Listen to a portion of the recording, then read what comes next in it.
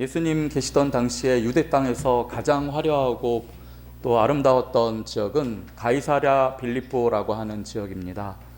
가이사라는 말은 우리가 아는 카이저라는 말, 황제라는 말입니다. 가이사랴라는 이름이 들어간 도시가 몇 군데 있는데요. 그 도시는 항상 황제를 위해서 만들어진 계획 도시였습니다.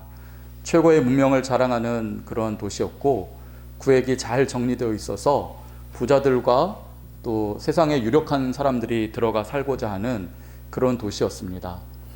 헤롯이 로마의 황제로부터 분봉왕의 자격을 얻은 후에는 황제에게 환심을 사기 위하여서 유대 땅에 그 황제를 위한 도시 가이사랴 빌립보를 만들었습니다. 그러다 보니까 황제가 하나님이 아니기에 유대인들의 원성이 자자했습니다. 그러자 헤롯 대왕은 그 유대인들의 원성을 잠재우기 위해서 그곳에 성전을 세웠는데, 이 성전이 바로 우리가 알고 있는 헤롯 성전입니다. 예수님이 태어나시기 전부터 건설되었던 성전이 예수님이 승천하실 때까지도 계속 지어지고 있었을 정도로 그 성전은 너무나 크고 화려했습니다. 그 비싸다는 레바논의 백향목을 들여와서 성전을 만들었고, 그 나무 위에다가 금칠을 했습니다. 온갖 화려한 것들은 다 들여서 값으로 도저히 따질 수 없을 정도로 그러한 거대하고 화려한 성전을 만들어내고 있었습니다. 그 가이사랴 빌립보를 전도하시던 때에 예수님께서 제자들과 함께 그 성전 근처에서 물어보셨던 말씀이 우리가 잘 아는 것처럼, 세상 사람들이 나를 선지자라고 하고 또 여러 가지 선생이라고 이야기하는데 너희는 과연 나를 누구라고 부르느냐 하셨던 질문입니다. 가이사랴 빌립보에 살던 사람들은 다 유력한 자들이었고, 번쩍번쩍 빛나는 그러한 경력과 또 장신구를 갖추고 있는 자랑스러운 인물들이었는데, 예수님과 그의 제자들은 그들에 비해서 한없이 초라한 자들이었습니다. 다 떨어진 옷을 입고 있고, 먹을 것이 조달되지 않으면 굶어야 하는 사람들이었고, 샌들은 더러워져서 너덜너덜 거리는 그러한 반편 거짓골을 하고 있는 순회 전도자들의 모습이 예수님과 제자들의 모습이었습니다. 그러한 가운데 제자들은 자신들이 믿고 있는 예수 그리스도가 과연 누구인지에 대하여서 고민할 수밖에 없었습니다. 하나님이 보내신 선지자인 것은 분명한데, 이 예수를 따르는 삶은 가이사랴 빌립보의 사람들의 삶에 비교해 볼 때 너무나 초라합니다. 세상 사람들이 손가락질합니다. 업신여깁니다. 그러다 보니 자신이 섬기는 분이 누구신지에 대한 것도 기껏해야 세상 사람들처럼 좋은 선생님 또는 선지자 정도로밖에는 이해되지 않는 것이었습니다. 그러한 때에 성령의 감동을 받은 베드로는 주는 그리스도시요 살아계신 하나님의 아들이십니다라고 이야기했습니다. 주님께서는 그 고백을 들으시고 기뻐하시면서 이 고백이 너에게서 나온 것이 아니라 하나님으로부터 나온 것이라 라고 말씀하셨고, 그 믿음 위에 교회를 세우리니 음부의 권세가 너희를 해치지 못할 것이라고 말씀하셨습니다. 성도 여러분, 오늘날도 마찬가지입니다. 우리가 가진 것과 외향적인 모습은 하나님 눈에 볼 때 아무런 가치가 없습니다. 헤롯이 수십 년 동안 금과 은을 쏟아부어서 만든 헤롯 성전이라고 할지라도 하나님의 눈으로 볼 때는 그저 쓰레기와 같습니다. 왜 그렇습니까? 그 성전에는 믿음이 담겨 있지 않고 하나님을 경배하고자 하는 목적이 없기 때문입니다. 유대 백성들의 마음을 진정시키기 위해서 쏟아부은 성전이고, 그리고 자신의 유명세를 떨치기 위해서 지어진 성전이었으며, 그 성전에서 예배드리는 사람들도 하나님을 사랑하는 마음보다는 아름답고 번쩍이는 성전에서 예배드린다는 자부심으로 그 예배를 드리고 있었기 때문입니다. 반면에 다 떨어진 신발을 신고 있고 거의 굶어서 돌아다니는, 그러나 예수님을 버리지 않고 쫓아다니는 제자들의 가치는 한 사람 한 사람이 헤롯 성전 몇 개를 다 세워주어도 따라갈 수 없는 가치로 여겨졌던 것입니다. 우리도 마찬가지가 아니겠습니까? 이 세상에서 살아가는 우리가 세상의 가치관으로 따져볼 때는 보잘것없을 수 있고, 또 인생이라고 하는 것 속에서 수많은 어려움이 닥칠 수 있으며, 우리는 그 문제를 해결하기에는 배운 것도 없고 가진 것도 없고 능력도 없는 자일 수 있습니다. 그러나 중요한 것은 믿음입니다. 예수 그리스도만이 우리의 주님이시고 우리를 진정으로 사랑하는 분은 하나님밖에 없다는 그 믿음을 가지고 있을 때에 주께서는 우리를 세상의 그 어떤 뛰어난 사람보다 더 가치롭게 보실 것이고, 그 가치를 영원히 지켜주실 것이고, 저 영원 하나님 나라에서 그 가치를 고스란히 보상해 주실 줄을 믿습니다. 그러므로 우리가 갖춰야 할 것은 그 믿음인 줄을 믿습니다. 하나님 나라 백성으로서의 이 고귀한 믿음을 버리지 않는 것, 그것이 오늘 저와 여러분의 살아가는 삶의 과제라고 할 수 있습니다. 특별히 우리가 갖춰야 될 마음은 예수님을 닮은 마음입니다. 예수님은 자신에게 맡겨주신 그 영혼을 죽기까지 사랑하셨습니다. 그래서 주님께서 십자가에 달리시기 전에 자신 있게 하신 말씀 중에 하나가, 하나님께서 나에게 보내신 영혼을 내가 하나도 잃어버리지 않았다라고 하신 말씀이었습니다. 우리가 예수님을 닮았다면 이 마음을 가지고 있어야 합니다. 우리에게 허락하신 가족과 이웃과 특별히 믿음의 형제 자매들을 예수님처럼 사랑하는 마음으로 섬길 줄 알아야 합니다. 귀하게 여길 줄 알아야 하는 것입니다. 하나님께서 그것을 보십니다. 다윗이 일개 목동이었을 때를 생각해 보십시오. 그는 시편에서 그가 고백했듯이 부모님조차도 버린 자였습니다. 형들은 모두 군사학교를 다니는 장교 수업을 받고 있었는데, 다윗은 어찐 일인지 부모가 버리고 들판으로 쫓겨내서 양치기의 삶을 살게 되었습니다. 보통 사람 같았으면 이런 상황에서 어떤 마음을 가졌겠습니까? 첫째는 미움이요, 둘째는 원망이요, 불평과 불만이 가득한 마음으로 살았을 것입니다. 그렇기 때문에 자신에게 맡겨주신 양도 대충 치고 언제든지 형들처럼 군사학교에 보내달라고 때를 썼을 수도 있습니다. 아니면 괴로움을 달래려고 술과 도박에 빠져 살거나 세상과는 관계없이 유유자적할 수도 있었을 것입니다. 하지만 다윗은 하나님의 마음과 합한 사람이었고 예수 그리스도의 마음을 닮은 사람이었습니다. 그렇기 때문에 세상에서의 위치가 아무리 초라할지라도 그에게 맡겨진 양에게 있어서는 가장 위대한 목자의 삶을 살았습니다. 맹수가 양의 목을 물면 그 아가리를 찢고 양을 구해냈고, 밤에는 지키고 낮에는 이끌었습니다.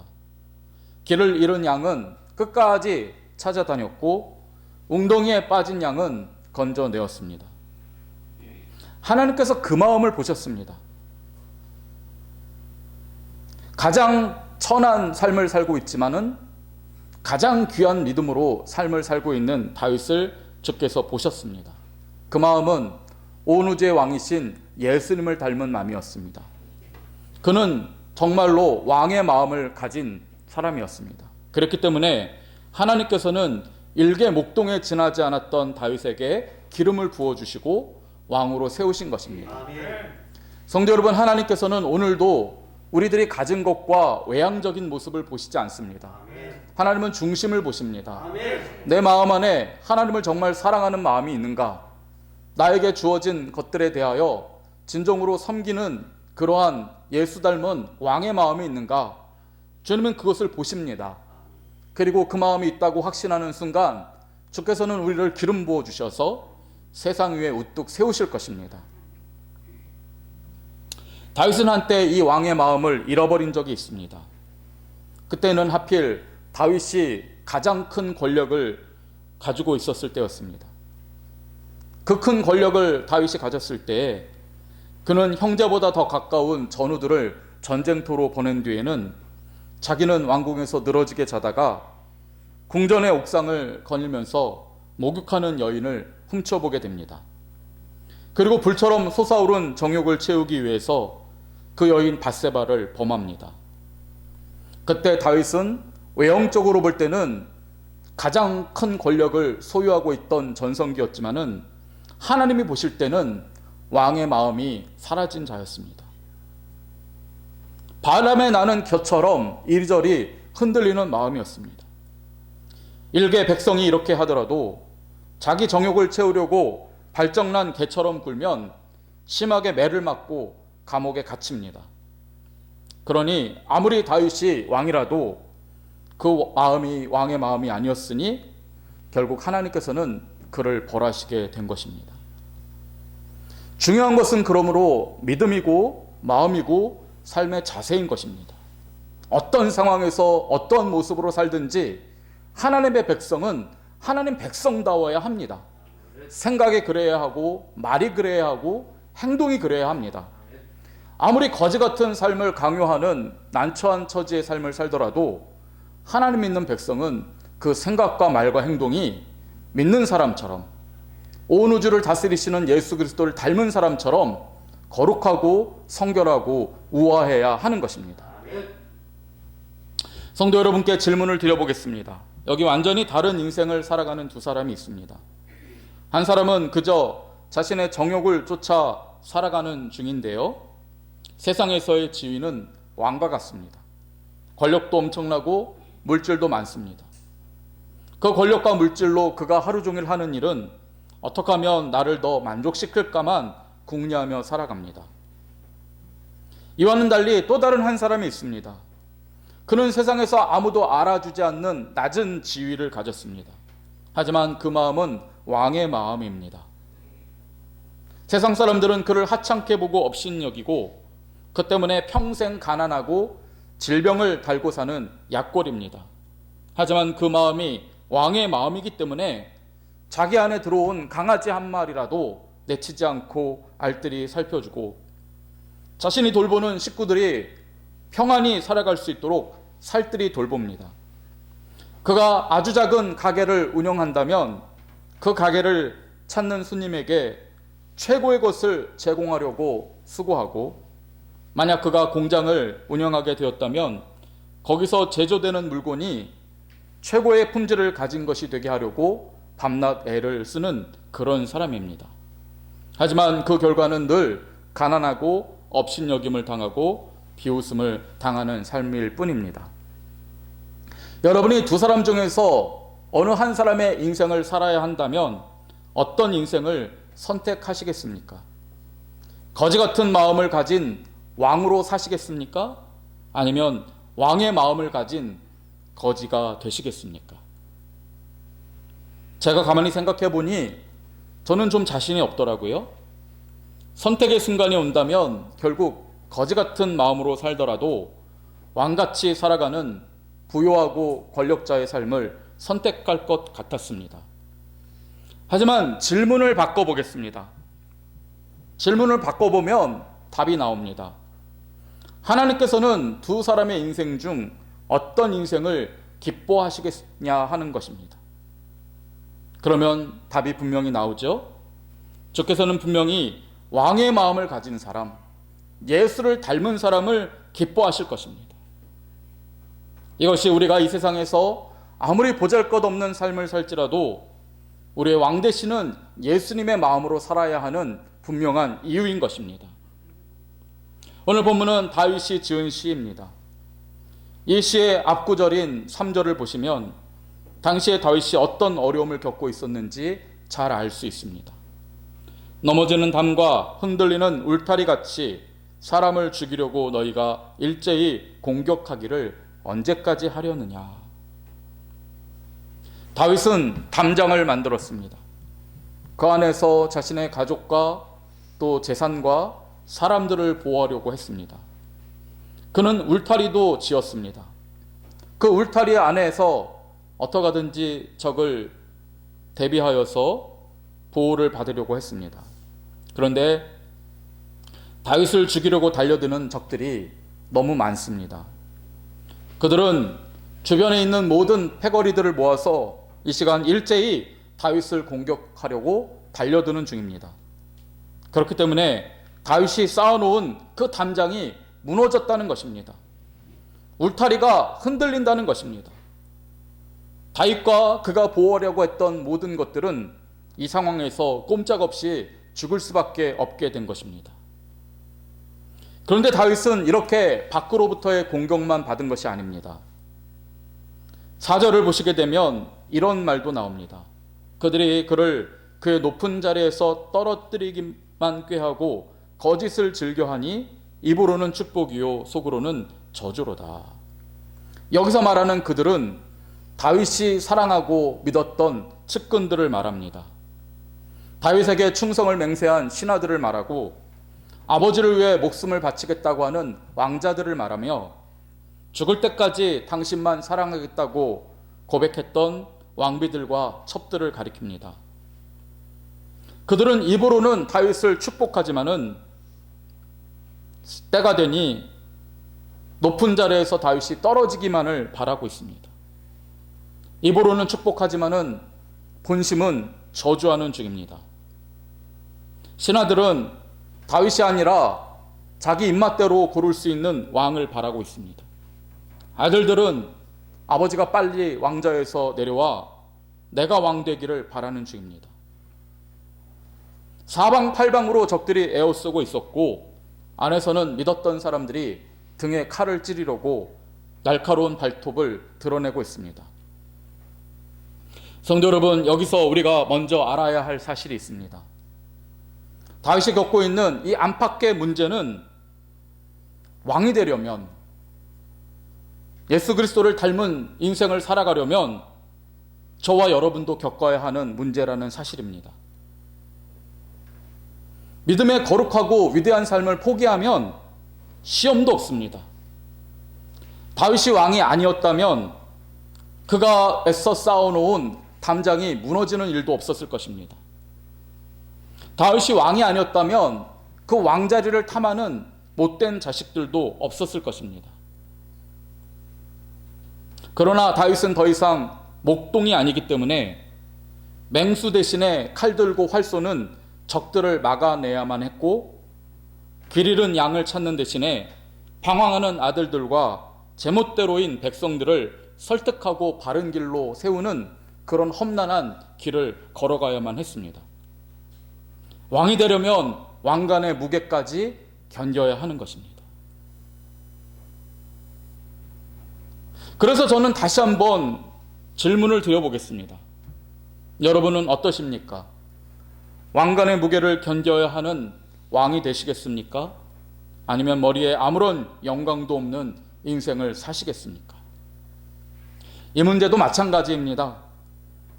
개인적인 견해로는 왕 되겠다, 아니면 나는 편하게 아무것도 아닌 사람으로 살겠다, 의견이 분분할 수 있지만은 우리 주님이 하나님의 자녀인 저와 여러분에게 무엇을 원하실까를 생각하면 답은 분명해집니다. 왕관의 무게가 아무리 우리 머리를 짓눌러도 우리가 이 세상을 위대하게 살아가는 것, 하나님의 자녀답게 살아가는 것, 왕 대신 예수 그리스도를 닮아가는 삶을 절대로 포기해서는 안 된다는 것입니다. 아멘. 베드로 사도는 우리의 삶의 목적이 무엇인지 다음과 같이 선언합니다.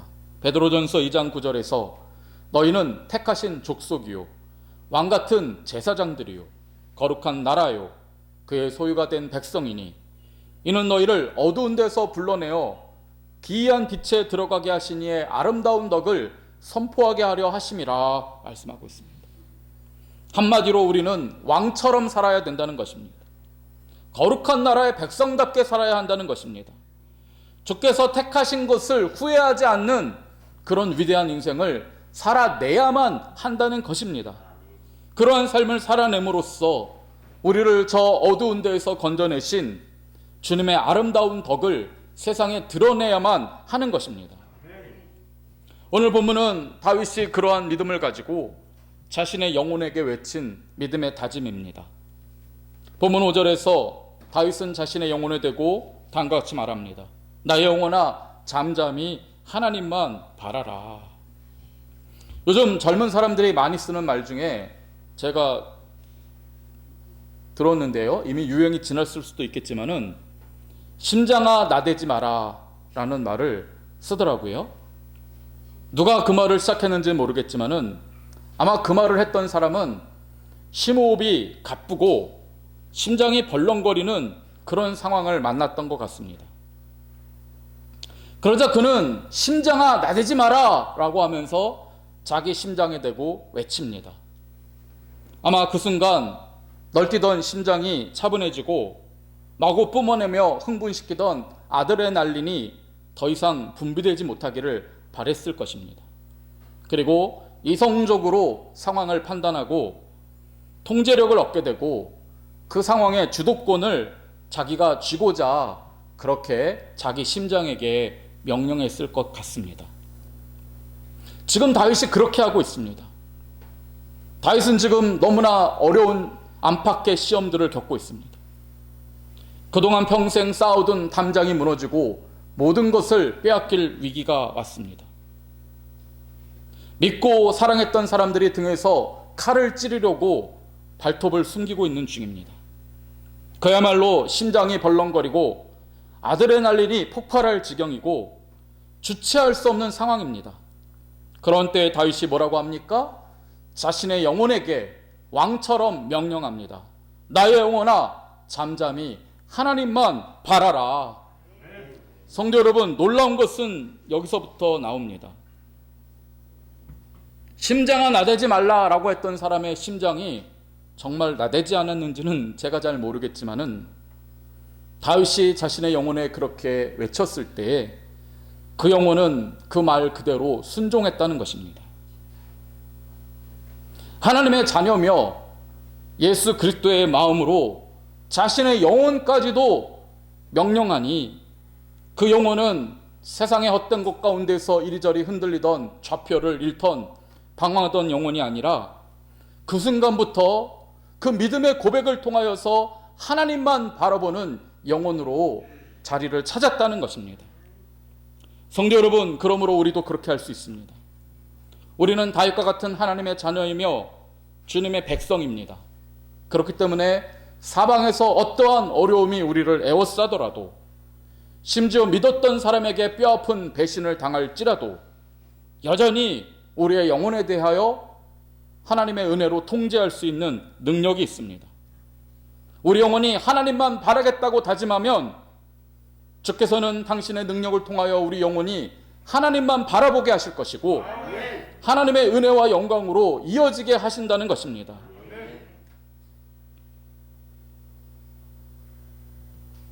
다윗이 이렇게 나의 영혼아 잠잠히 하나님만 바라라 라고 말하며 자신의 전 존재를 하나님께로 마치려고 했을 때 그 순간 놀라운 일이 일어납니다. 본문 말씀의 하반절에 뭐라고 되어 있습니까? 그때 주님의 주시는 소망이 고개를 들고 일어났다는 것입니다. 방금 전까지는 누가 보아도 절망적인 상황이었습니다. 담벼락이 무너지고 사방에서 적들이 쳐들어왔고 믿었고 사랑했던 사람들까지 원수가 되었고 적의를 드러냈습니다. 소망의 빛은 어디에도 없었고 절망의 깊은 어둠만 가득했습니다. 하지만 다윗이 나의 영혼아 하나님만 바라라 라고 했을 때 소망이 찾아오게 됩니다. 여호와께서 그의 영혼에 소망을 비춰주셨습니다. 소망이 있으면 됩니다. 성도 여러분, 우리가 하나님께를 바라볼 때에 소망이 찾아오게 됩니다. 그리고 그 소망을 붙잡을 수 있으면 그 다음에는 눈에 보이는 역사가 일어나게 될 줄을 믿습니다. 소망은 말하자면 기차로 치면 뒤에 객차들을 끌고 다니는 기관차와 같습니다.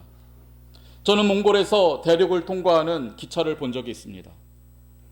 맨 앞서 달려가는 기관차에 딸려 가는 객차의 수를 세어보니 자그마치 30량이 넘었습니다. 푸르고 푸른 벌판 위에 놓인 선로 위로 끝없이 길게 늘어진 기차가 달리는 모습은 그야말로 장관이었습니다. 오늘 말씀을 묵상하면서 그때 보았던 장면이 떠올랐습니다. 절망밖에 없던 곳에서 하나님의 백성이 하나님만 바라보겠다고 작정하는 순간 소망이라고 하는 기관차가 우리 삶에 등장하는 것입니다. 그리고 그 소망은 놀라운 하나님의 역사를 객차로서 끌고 우리의 인생 가운데 다가오게 될 줄을 믿습니다. 본문 6절을 보시면 이 소망이 끌고 온 하나님의 역사들이 무엇인지를 다윗은 다음과 같이 노래합니다. 오직 그만이 나의 반석이시오, 나의 구원이시오, 나의 요새이시니 내가 흔들리지 아니하리로다. 다윗이 소망을 붙잡게 되니 첫째로 반석이라고 하는 객차가 따라왔습니다.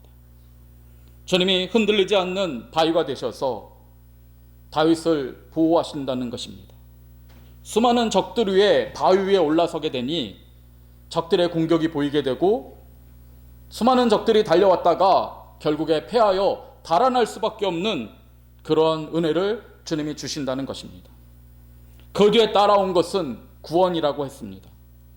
기가 막힌 웅덩이에서 허우적대던 다윗을 두 번째 쫓아온 객차가 구원해냈습니다. 적이 공격하는데 그동안 당신은 뭐했소? 라고 원망하는 그 사람들, 이때가 기회라며 왕의 등에 칼을 꽂으려는 그 수많은 적들로부터 구원해 주시는 은혜를 경험하게 된 것입니다.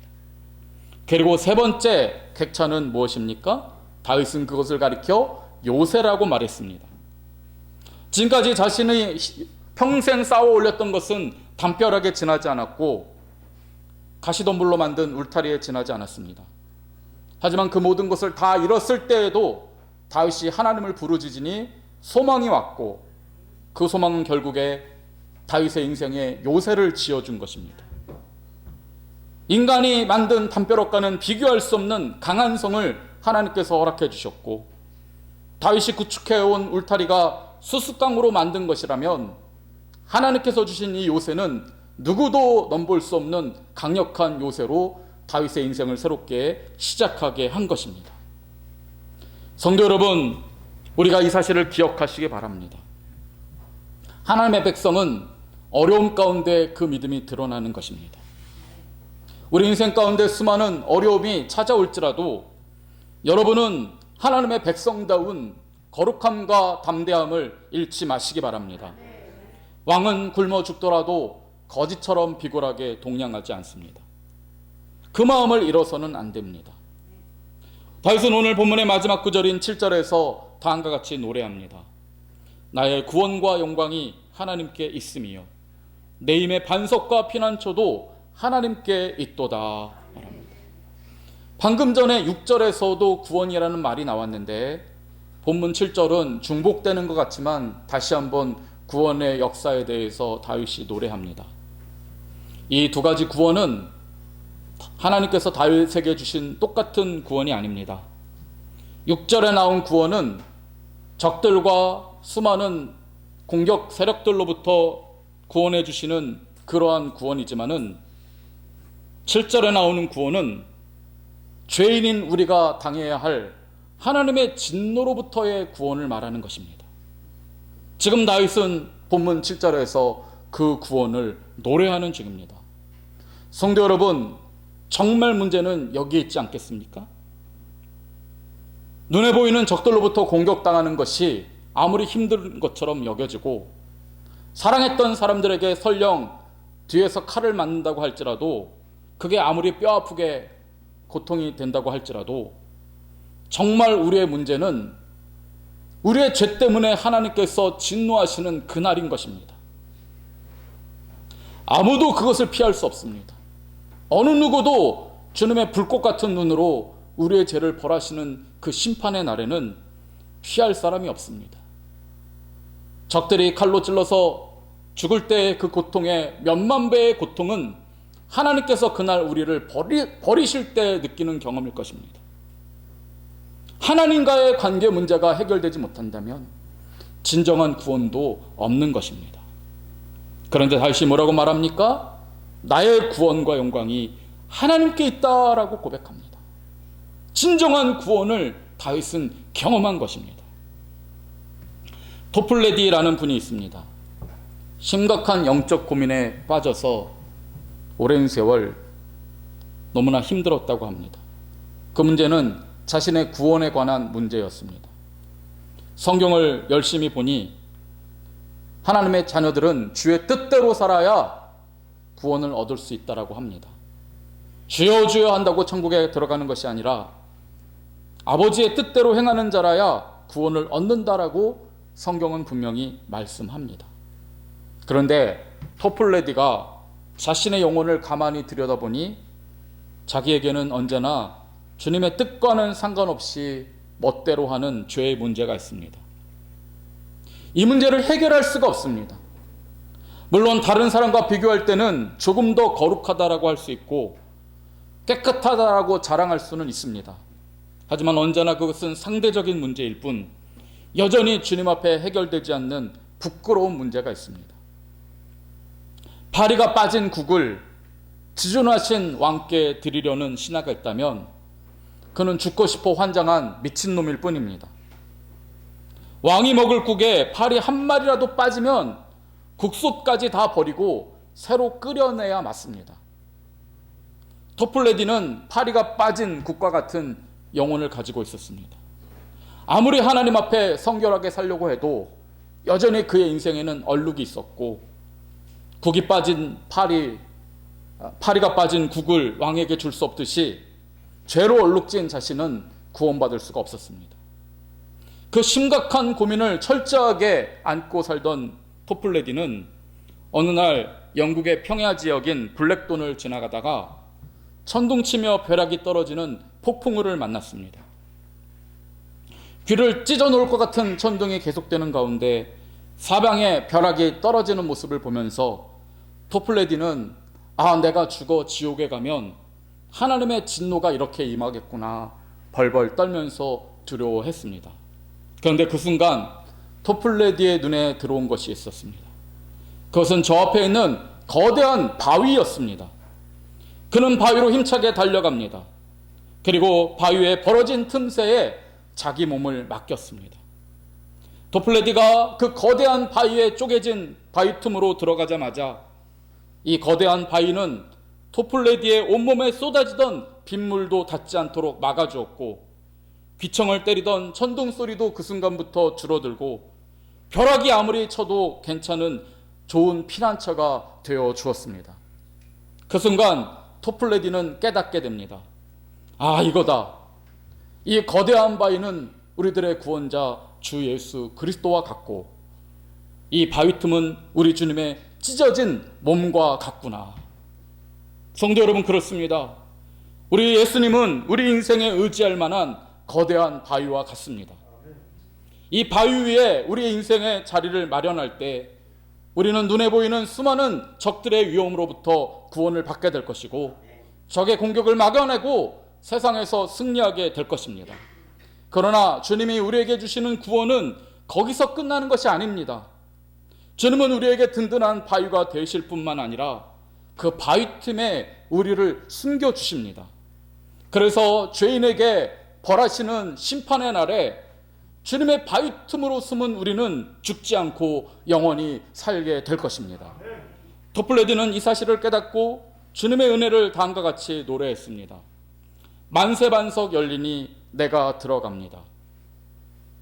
창에 주님의 허리 상하여 물과 피를 흘린 그 틈, 그것이 바위 틈이 되어서 나를 구원해 주십니다.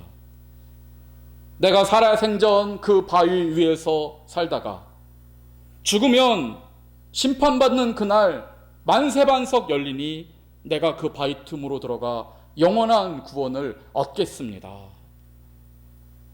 성도 여러분, 우리는 이 반석 되시는 예수 그리스도를 의지하며 살아가는 주님의 자녀입니다. 나의 영혼아 잠잠히 하나님만 바라라. 반석 되시는 주님의 은혜로 넉넉히 이기시고 영원한 구원을 얻으시는 주님의 자녀들 되시기를 주님의 이름으로 축원드립니다. 아멘.